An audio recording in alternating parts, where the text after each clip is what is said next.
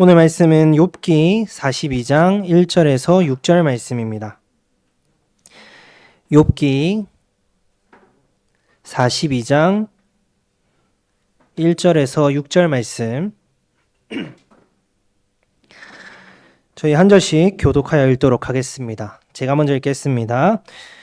욥이 여호와께 대답하여 이르되 주께서는 못하실 일이 없사오며 무슨 계획이든지 못 이루실 것이 없는 줄 아오니 무지한 말로 이치를 가리는 자가 누구니이까.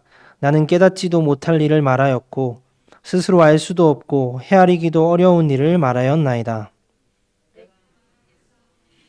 들으시고 내가 주께 묻겠사오니 주여 내게 알게 하옵소서. 내가 주께 대하여 귀로 듣기만 하였사오나 이제는 눈으로 주를 배움나이다. 함께 읽겠습니다.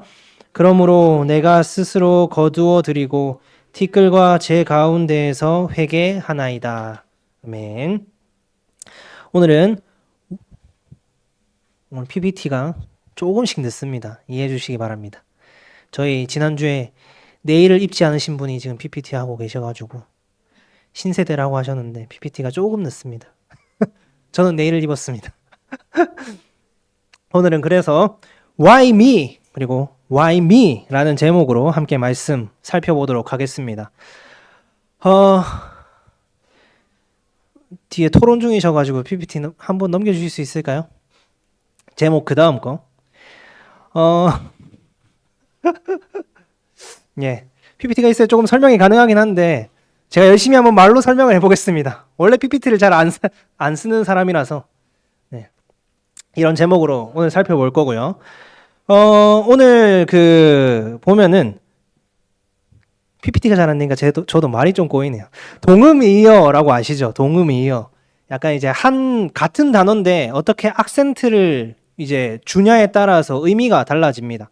그뿐만 아니라 저희 나라 말 중에 보면은 어디서 띄어 쓰느냐에 따라서 조금 의미들이 달라지죠. 그래서 그 대표적인 문장이 그 다음에 보통 나오는데 아버지 가방에 들어가신다. 이게 좀 가장 대표적이잖아요. 아버지가 방에 들어가신다. 근데 이것도 좀 버릇이 없는 것 같아요. 아버지께서 방에 들어가신다 해야지 어디 아버지가 방에 어쨌든 그렇습니다. 그래서 아버지가 방에 들어가신다. 아버지 가방에 들어가신다. 이 띄어쓰기에 따라서 의미가 확 달라집니다. 뿐만 아니라 제가 이제 그래서 설교 본문 이번 주 설교 본문 정하면서 너무 안 정해지더라고요. 그래서 한 2주 전에 저희 은식 목사님께서 말씀해 주셨는데 그럼 보통 제가 미리미리 이제 준비를 한단 말이죠. 보통은 저는 임박해서 준비할수록 아주 스트레스가 극도로 심해지는 스타일이라서 미리 준비를 하는데 아무리 생각을 해도 본문을 못 정하겠는 거예요. 그래서 어쨌든 중요한 거는 그래서 설교를 준비하러 때마침 스타벅스 기프티콘이 있어서 스타벅스를 갔는데 거기 화면에 이런 화면이 등장하더라고요.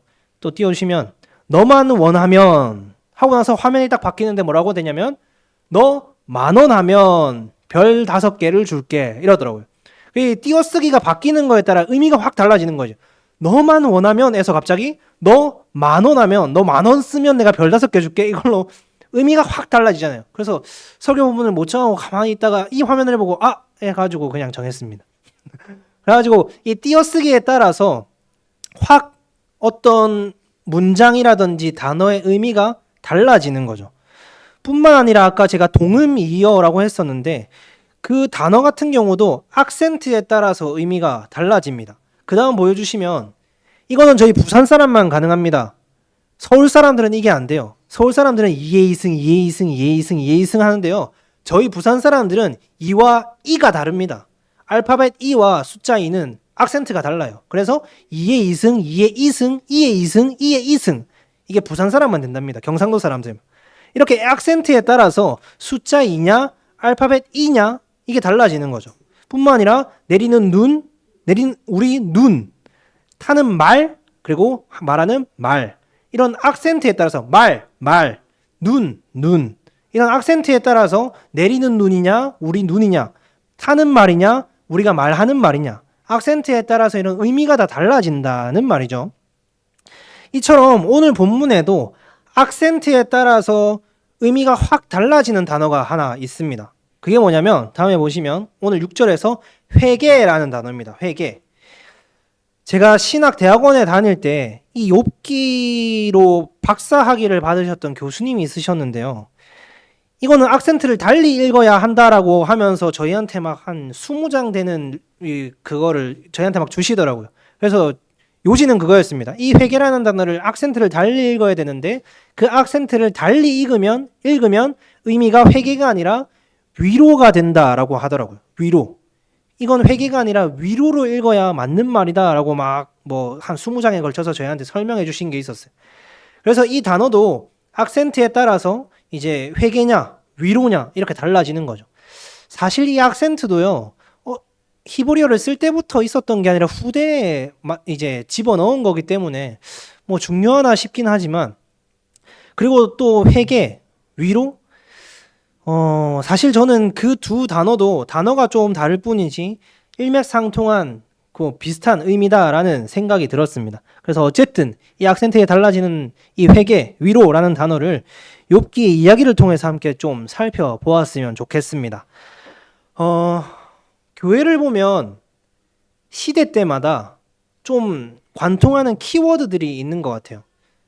제가 7080 시대를 살진 않았지만 그 시대 때 키워드는 조금 복이었던 것 같습니다. 너무 좀 살기도 힘들었고 하다 보니까 복이라는 단어, 그래서 훗날에는 뭐 기복신앙이다 했던 게 그 당시에 관통하는 교회의 단어가 복이었기 때문이었겠죠.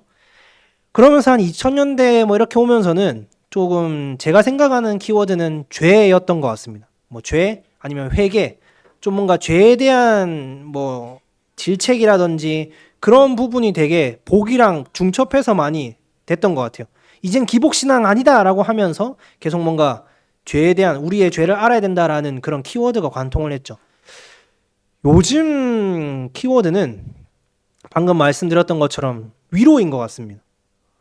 제가 얼마 전에 유튜브 쇼츠 하나를 보면서 혼자 걷지 않을 거예요. 저희도 종종 불렀지 않습니까? 그게 뭔가 뭐 그냥 쇼츠 보는데 그 찬양에 대한 뭐 논란 뭐 이러면서 쇼츠를 봤는데 그 댓글에 보니까 요즘 기독교의 키워드는 위로인 것 같다라는 댓글이 이렇게 많이 있더라고요.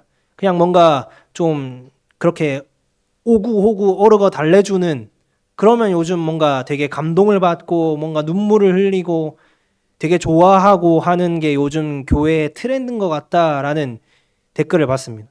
저도 좀 동의를 하는 것 같아요. 요즘 저희도 지난주에 저희 목사님도 여기는 위로가 필요한 사람들이 모이는 곳이다라고 하기도 했고, 요즘 저희 교회뿐만 아니라 전체적으로 다 뭔가 찬양이라든지 아니면 뭐 설교라든지 아니면 SNS에 올라오는 뭐 글귀라든지 이런 걸 보면은 그렇게 위로해주는 글귀들이 되게 많이 올라오는 것 같아요. 괜찮아, 잘하고 있어, 뭐 이런 것들이죠. 그러면 중요한 건 사실 잘못된 의미로 사용돼서 그렇지 제대로 된 의미로 우리가 상고해본다라고 하면은 다 사실 이것 역시 일맥상통한다라고 봅니다. 복이라든지 뭐 죄 회개라든지 위로라든지 이게 단어가 다르고 이제 사용되는 방법이 달라 이제 잘못돼서 그렇지 사실 이 세 개의 단어도 놓고 보면은 복이 위로이고 위로가 또 회개이고 죄이고 그런 부분이지 않나라는 생각이 듭니다. 그러면 이제 중요한 건 그거죠. 위로가 무엇일까?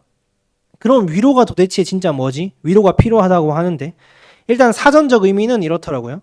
사전적 의미는 따뜻한 말이나 행동으로 괴로움을 덜어주거나 슬픔을 달래줌, 이게 사전적 의미였습니다. 이렇다 보니 더욱 우리는 그렇게 생각하는 것 같아요.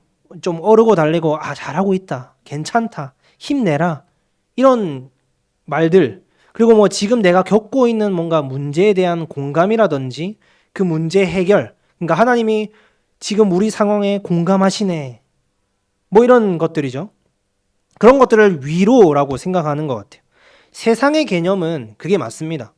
우리끼리의 개념은 그게 맞아요.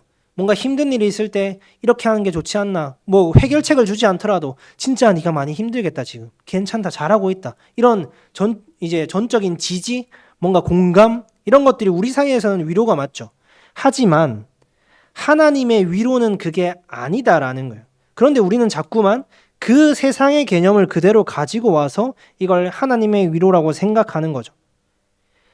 그러니까 아까 말씀드렸던 것처럼 찬양의 가사 중에 하나님이 우리의 모든 상황에 공감하신다라고 하고, 뭔가 최근에 들었던 뭔가 찬양 중에 뭔가 그런 찬양, 조금 느린 듯해도 좀 네가 믿어줄 수 있겠나? 앞이 보이지 않아도 나아가 주겠니? 이해되지 않아도 살아주겠니? 너의 눈물의 기도 잊지 않을 테니까 내가 열심으로 이룰게 라는 찬양의 가사도 있어요. 하나님이 을입니까? 우리가 갑이고, 뭔가 하나님이 아이고 내가 좀 늦제, 네가 조금만 이해해주고 조금만 기다려주고 참아주면은 내가 열심히 해가지고 이뤄줄게, 이렇게 사정사정 하셔야 되는 건가요? 저는 아직 좀 어려서 그런지 이런 찬양이나 설교를 들으면 아직 좀 화가 납니다. 좀 어려서 그런지 아직 은식 목사님이나 서경 목사님처럼 아직 극복을 못하는 것 같아요. 하나님이 그렇게 막 우리한테 사정사정 하시면서 막 일을 하시고, 사정사정 하면서 네가 좀 기다려주고 이해해주고 참아주고, 그럼 내가 꼭 네 기도, 눈물에 네가 막 울고불면서 했던 기도 내가 이루어줄게, 들어줄게 라고 하셔야 되나요? 아니죠. 하나님은 전혀 그러실 필요가 없습니다. 물론 우리끼리는 그럴 수 있어요. 우리끼리는 답답하니까요. 우리끼리는 어리석고 연약하기에 하나님의 뜻과 하나님의 계획과 하나님의 일하심을 우리는 모르잖아요. 그러니까 우리끼리는 하나님이 뜻이 있으시겠지, 네가 조금만 기다려보고 네가 조금 더 인내해보고, 우리끼리는 그렇게 말할 수 있지만 뭔가 하나님이 우리한테 그렇게 말씀하시는 것처럼 하면서 그걸로 뭔가 이제 위로를 받고 눈물을 흘리는 것, 그거는 조금 아이러니하지 않나라는 생각입니다. 그런데 요즘 이런 찬양이나 아까 말씀드렸던 그런 글귀들, SNS나 이런 인터넷의 글귀들, 그런 설교들, 이런 것들이 되게 많은 것 같아요. 그런데 하나님은 그거에 관심이 없으십니다. 그럴 거면 예수님이 오셨을 때 모든 병든 자들을 다 고쳐주셨어야죠. 찾아왔던 자들. 그리고 그럴 거였으면 예수님은 이 이스라엘 백성들을 로마에서 구원해 주셨어야 됩니다. 이 이스라엘 백성들에게 지금 가장 염원하고 가장 바라던 건, 제자들이든 예수님을 따르던 무리든 이 사람들이 가장 바랬던 건 로마로부터의 해방이었습니다. 그러니까 이 사람들이 맨날 예수님을 이 사람이면 우리를 로마에서 해방해 주겠다, 이 사람을 추대해 보자, 우리가 이 사람을 따라보자, 이렇게 하는 거죠. 그러니까 예수님이 계속 도망가시고 피하셨잖아요. 만약에 이 사람, 우리의 정말 고민들, 우리의 힘듦들을 예수님이 공감해 주시고 그거를 해결해 주시는 게 위로였다면 예수님은 이들을 로마에서 구원해 주셨어야 됩니다. 그게 이 사람들의 가장 원하는 거였고, 가장 힘든 부분이었고, 가장 위로가 되는 부분이었을 테니까요. 그런데 예수님은 그렇게 하지 않으시죠. 그럴 때마다 도망가셨고, 자꾸 뭔가 이제 배고픈 자들에게 먹을 걸 주면서 내가 생명의 떡이라고 막 못 알아들을 말하고, 나는 너희를 로마가 아니라 죄에서 건지러 온 자야, 이런 말을 하니까 사람들은 뭔가 어렵도다라고도 하고, 뭔가 자꾸 이해를 못하고 자꾸 떠나가려고 하는 거예요. 우리로 예를 들면 나에게 지금 가장 필요한 건 뭔가 자녀들이 잘 됐으면, 건강했으면, 다른 인간관계가 좀 해결됐으면, 이게 나한테 가장 필요한 부분인데 하나님은 자꾸 그 얘기를 안 하고 나는 너를 거기가 아니라 죄에서 건지려고 온 자야 라고 자꾸 말하니까 어렵다, 이거 뭔가 나한테 와닿지가 않는다, 이렇게 되는 거죠. 이스라엘 백성들도 동일했단 말이죠. 그런데 성도에게는 이 미련하고 어리석은 너희의 돈에서, 너희의 그런 문제에서, 너희의 그 고민에서 건지려고 온 내가 아니라 너희의 죄에서 나를 건지러 온 거야, 너희를. 그게 성도의 유일한 위로야 라고 말씀하시는 거예요. 그리고 거기에 관심이 있으신 거죠. 그래서 욥기를 통해 보는 위로는 무엇이냐면, 이거를 이해하려면 다른 악센트로 번역된 그 회개라는 단어가 뭔지를 먼저 알아야 될 것 같아요. 회개는 뭐죠? 단순히 내가 잘못한 것을 하나님께 뉘우치고 그렇게 내가 잘못했습니다 하나님 하는 건가요? 사전적 의미로는 그렇죠. 하지만 성경적 의미는 그렇지 않습니다. 죄를 고백하고 뉘우치는 건 회개로 인해 우리에게서 저절로 튀어나오는 반응일 뿐입니다.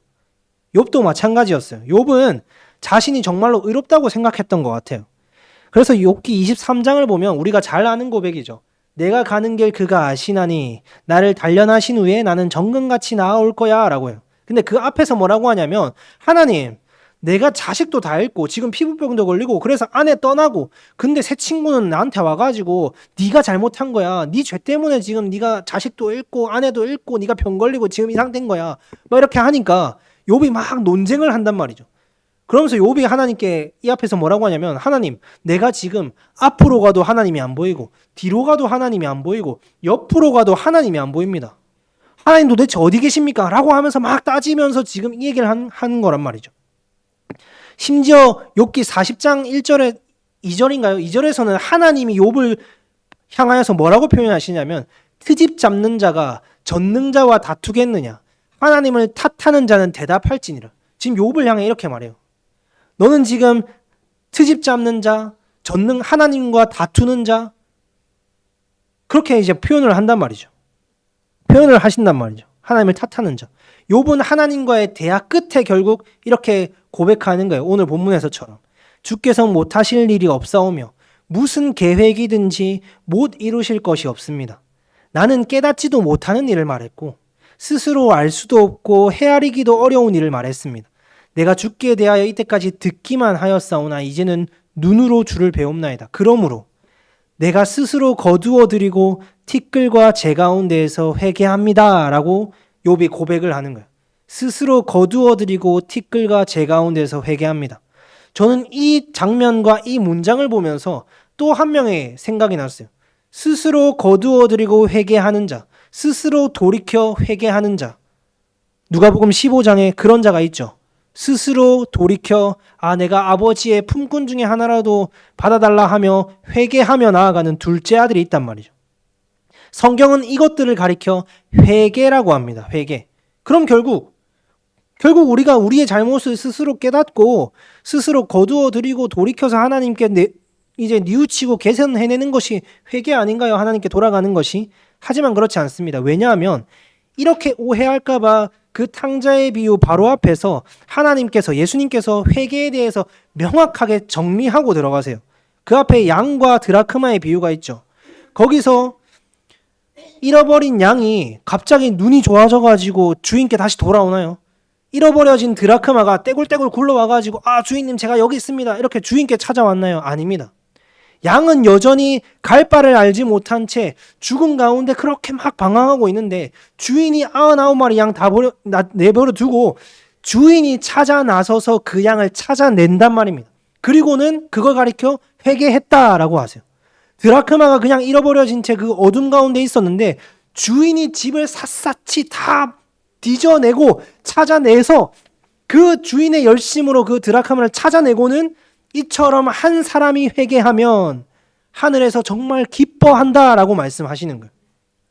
이렇게 예수님은 탕자의 비유 들어가기 전에 이미 양과 드라크마의 비유를 통해서 땅땅땅 못 받고 시작하세요. 회개는 너희가 나에게 찾아오는 게 아니라 주인인 내가 너희를 찾아내고야 마는 거예요. 내가 너희를 여전히 죽음 가운데 어둠 가운데 그렇게 던져져 있고 방황하고 있는 너희 가운데 내가 너희를 찾아가서 찾아내고야 말고는 너희를 가리켜 너희가 회개하였구나라고 하는 거야. 그러니까 욥도 둘째 아들도 스스로 거두어 들였다 스스로 돌이켰다라고 하지만 결국 그것을 찾아내고야 찾아가서 찾아내고야만 그 아버지와 주인의 그 사랑을 그 주인의 열심을 보여주고 있는 거예요. 그게 회개란 말이죠. 그러니까 이 회개 역시 위로가 되는 거예요.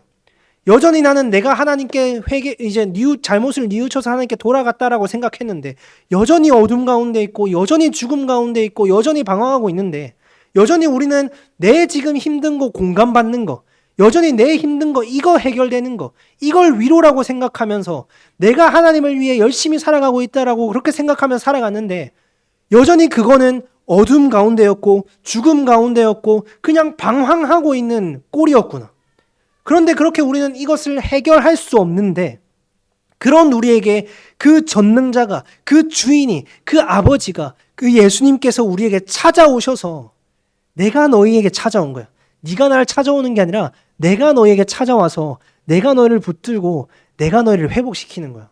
내가 다시 너희를 아버지의 집으로 내가 너희를 다시 나의 품으로 인도하여 내는 거야. 그래 놓고 그렇게 은혜를 베푸시고는 너희가 나에게 회개하였구나 라고 여겨주신단 말입니다. 그러니까 나는 아무것도 한 것이 없는데, 나는 그것에 보탠 것이 없는데, 나는 여전히 내 자랑만, 내 의만 삼으면서 그렇게 살아갔는데, 여전히 그렇게 방황하며 살아갔는데, 하나님이 우리를 찾아와 주시고는 내가 회개했다고 여겨주시네. 내가 하나님을 사랑했다 여겨주시네. 내가 하나님께 돌아왔다 여겨주시네. 그렇게 하나님의 품으로 우리를 품어주시네. 그것이 우리에게 위로가 된단 말입니다. 욥도 마찬가지였어요. 지 잘난 줄 알고 계속 하나님을 탓했어요. 하나님께 대들고 하나님께 트집 잡고 있었어요. 나는 이렇게 잘했는데 하나님 어떻게 이럴 수가 있습니까? Why me? 따지는 거예요. Why me? 제목에서처럼. 왜 접니까?